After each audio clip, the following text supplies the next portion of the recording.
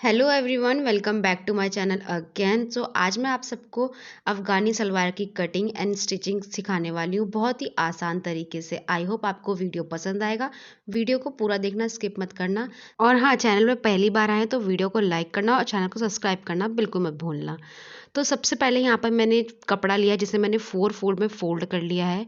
अब मैं यहाँ पे ऊपर एक निशान लगा रही हूँ। निशान ये हमें स्ट्रेट निशान लगाना है। ये मैं कपड़े को जो आड़ा तिरछापन है उसके लिए लगा रही हूँ ये निशान। अब यहाँ पर मैं 3-3 इंच का एक निशान लगाऊंगी। इसमें हम लास्टिक डालेंगे तो इसलिए मैं लगभग ये निशान 3 इंच पे लगा रही हूँ। और स्केल से अब इसको भी सीधा कर लेंगे। फैब्रिक मैंने करीबन 2.5 मीटर के अकॉर्डिंग लिया है, तो इसमें हमारी अफगानी सलवार इजीली बन जाएगी। और अब हम निशान लगाएंगे लेंथ का निशान लगाने के लिए जो भी आपकी रेडी लेंथ है उसमें से आपको 1 इंच माइनस करना है और निशान लगा लेना है। तो इसका जो रेडी लेंथ था वो था 37 इंचेस, तो मैंने निशान लगाया 36 पे। और अब इन निशानों को हम सीधा कर लेंगे। उसके बाद मैंने आसन का निशान लगाया है। तो इसमें जो आगे और पीछे दोनों यहाँ ही बराबर निशान लगता है आसन का, क्योंकि हम नॉर्मली प्लाजो में उठा के कटिंग करते हैं पर इसमें ऐसा नहीं होता है। इस साइज में मैंने 12 इंच पे आसन का निशान लगाया है। वैसे तो 11 इंच पे भी इनफ हो जाता अगर हम प्लाजो बना रहे होते तो। अब हम वेस्ट कमर का निशान लगाएंगे, तो मैंने लगाया है 9 इंच पे और आधा 1.5 इंच का निशान आगे की तरफ लगाया है। तो मैं बता दूं, ये निशान हमारे हिप के अकॉर्डिंग लगते हैं। जितने भी आपके हिप है उसमें आप 1.5 या 2 इंच प्लस करके निशान लगा सकते हैं। और उस निशान को 1.5 या 2 इंच जो भी आप प्लस करके निशान लगा रहे हैं उस निशान को नीचे भी लगाना है और इस तरीके से इसको मार्क कर लेना है। चाहे तो आप कस्टमर की थाई का नाप लेकर भी इसको इस तरीके से सीधा निशान लगा सकते हैं। अब यहाँ पर हम जिस तरह से आम होल में गोलाई देते हैं उस तरीके से 1 इंच पे गोलाई दे देंगे। यहाँ हम थाई का निशान लगा लेंगे, तो यहाँ पर मैंने थाई का निशान 14 इंच पे लगाया है। ये आप चाहे तो 15, जो भी इस कस्टमर की थाई है उस हिसाब से लगता है ये निशान। और इसी में मैंने 1.5 इंच का निशान आगे की तरफ एक्स्ट्रा लगाया है मार्जिन के लिए। तो वो मार्जिन हम बाद में बताएंगे सिलाई में किस तरीके से आएगा। तो पहले हमने इस निशान को नीचे मोहरी वाले निशान से सीधा कर लिया है। और अब जो ये हमने 2.5 इंच का निशान या सॉरी 1.5 इंच का निशान जो आगे की तरफ लगाया है उसको भी इस तरीके से मिला दिया। ये हमारा मार्जिन है। तो अब हम यहाँ पर कटिंग कर लेते हैं इसकी। बहुत ही ईजी है ये सलवार, अगर आप इसे थोड़ी सी समझने की देरी है।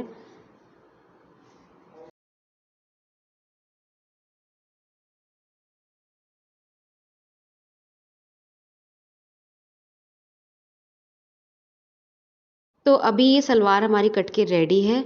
अब चलिए इसको चलते हैं हम स्टिचिंग करने के लिए।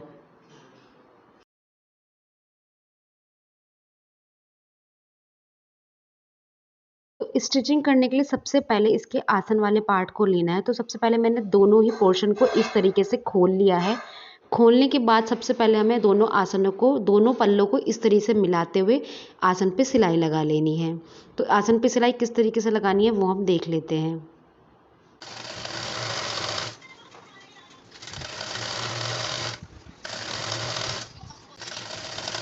जब आप यहाँ पर आ जाएंगे तो आपको सिलाई को रोकना है 1.5 इंच के लगभग जो हमने निशान लगाया था वहीं पर ही, क्योंकि ये हमारा मार्जिन है तो हमें इस पर सिलाई नहीं लगानी है। और वहाँ से मशीन के पैर को मोड़ते हुए सिलाई को डबल करते हुए वापस आ जाना है। तो देखिए अभी हमने यहाँ पर सिलाई लगा ली है, डबल करके पक्का कर लिया है। सेम उसी तरीके से हमें इधर भी इसी तरीके से पक्का कर लेना है। और वैसे ही हमें 1.5 इंच नीचे छोड़ते हुए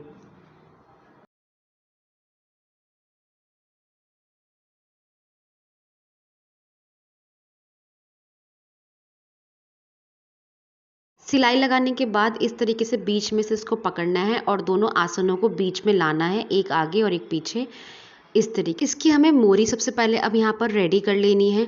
तो उसके लिए जैसे हम पोचे भी बोल सकते हैं सलवार के, तो इस अफगानी सलवार में पोचों के लिए हमें जो फोल्ड होता है वो 6 6.5 ज़्यादा से ज़्यादा 7 इंच पे ही होता है।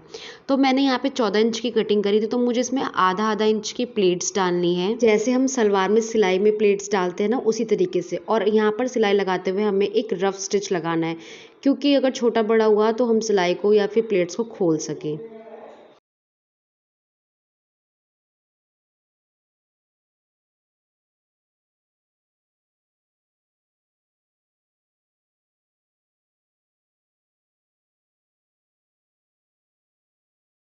तो देखिए फ्रेंड्स, यहाँ पर मैंने रफ स्टिच सिलाई लगा ली है। लगभग मैंने 13 इंच मोरी को रेडी कर लिया है। और इसी तरीके से दूसरी साइड भी हमें प्लेट्स को इसी तरीके से बना लेना है। अब हमें इसका पोंचा रेडी करना है। तो पोंचा रेडी करने के लिए मैंने सेम सलवार वाले कपड़े का ही फैब्रिक लिया है। इसकी जो चौड़ाई है वो 3 इंच के लगभग है। 1 इंच का मार्जिन छोड़ के मैं इस तरीके से गोटा पट्टी वाली लैस अटैच कर रही हूँ। तो ये मैंने जो इसकी लेंथ है पोंचे की वो मैंने उतनी ही ली जितनी मेरी सलवार की रेडी जो लेंथ है वो आई थी 13 इंच। और दोनों पे मैंने इस तरीके से 1-1 इंच छोड़ के गोटा पट्टी लगा दी है। और यहाँ पर मैंने पीछे फ्यूजिंग पेपर का इस्तेमाल किया है। आप चाहे तो इसे बुकरम पे भी बना सकते हैं। उसके बाद कुछ इस तरीके से इसको फोल्ड करते हुए इसके ऊपर मैं एक और कच्ची सिलाई लगाऊंगी। ये सिलाई हम बाद में उधेड़ देंगे और दोनों ही पोंचों पे। तो दोनों पे ही मैंने इस तरीके से गोटा पट्टी की सिलाई लगा ली है। अब चलते हैं हम सलवार पे इसको अटैच करने के लिए। तो सलवार यहाँ पर मैंने रखी और जो हमारी ये गोटा पट्टी यानी कि नीचे जो हमारी पोंच है उसको भी हम रखेंगे सीधा और दोनों पे ही एक सिलाई लगा लेंगे। और ये सिलाई मैं पक्का करके लगा रही हूँ।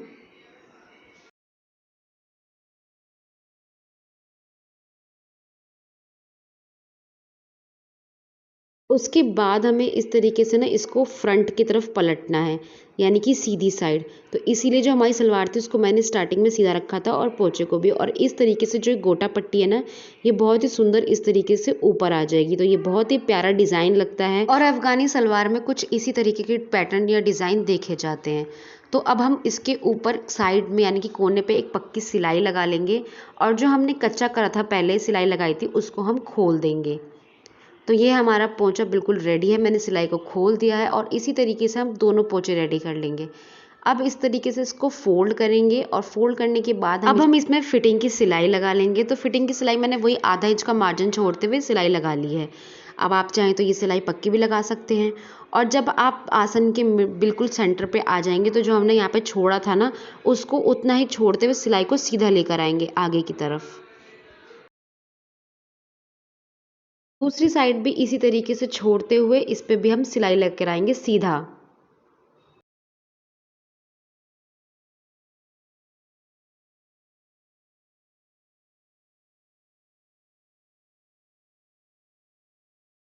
मैंने दूसरी साइड भी फिटिंग की सिलाई लगा ली है। उसके बाद इसको इस तरीके से पकड़ते हुए जिस तरह से हम स्लीव्स लगाते हैं उस तरीके से सिलाई लगानी है। दोनों ही कपड़े जो मार्जिन है उनके मुंह को इस तरीके से फोल्ड करते हुए जो बचा हुआ मार्जिन है ना उसको थोड़ा सा इस तरीके से फोल्ड करना है, एक उस तरफ और एक इस तरफ। और सिलाई हमें गोलाई में लगा लेनी है क्योंकि ये मार्जिन है अगर हमें 1% भी आसन से टाइट आता है तो हम इसको खोल सकते हैं। तो कुछ इस तरीके से सिलाई लगाने के बाद ये आएगा।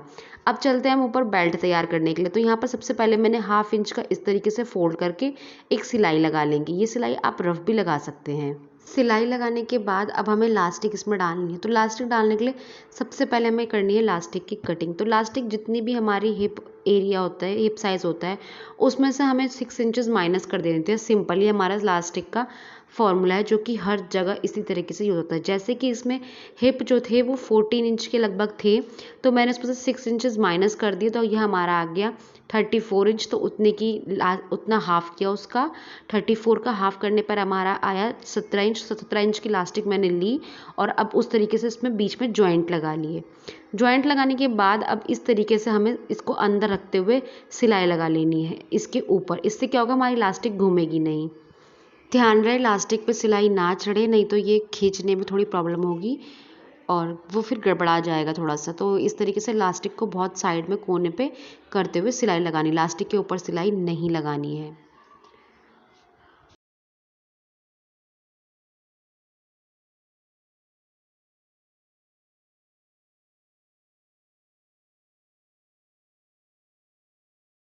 सो फ्रेंड्स घुमाते हुए मैंने पूरी लास्टिक को इस तरीके से लगा लिया है। कैमरे में ये वीडियो थोड़ा सा कैप्चर नहीं हो पाया किस तरीके से। आई होप मैं आगे आपको ज़रूर किसी वीडियो में समझा पाऊँ। उसके बाद लास्टिक को दोनों तरफ से खींच के मैंने इसको एडजस्ट कर दिया जिससे वो अपना कपड़ा एडजस्ट कर ले। और खींच खींच के इस तरीके से मैं थोड़ी थोड़ी दूरी पे थोड़ी थोड़ी सिलाई लगानी है ताकि लास्टिक घूमे ना। सो बस हमारी ये अफ़गानी सलवार रेडी होने वाली है। वीडियो आपको कैसा लगा मुझे कमेंट करके ज़रूर बताना। और अगर आपने वीडियो को यहाँ तक देख लिया है तो thanks for watching. I hope इस वीडियो से आपकी बहुत ज़्यादा मदद हुई होगी। तो ये है अफ़गानी सलवार जो बिल्कुल इस तरीके से रेडी हुई है। बहुत ही अच्छी इसकी फिनिशिंग फिट सब कुछ आया था। तो अगर आप चाहते हैं इस तरीके से सलवार बनाना तो आप बना सकते हैं, बहुत ही आसान है। चलिए आपसे मिलते हैं आप नेक्स्ट वीडियो में कुछ नई इंटरेस्टिंग वीडियोज़ के साथ।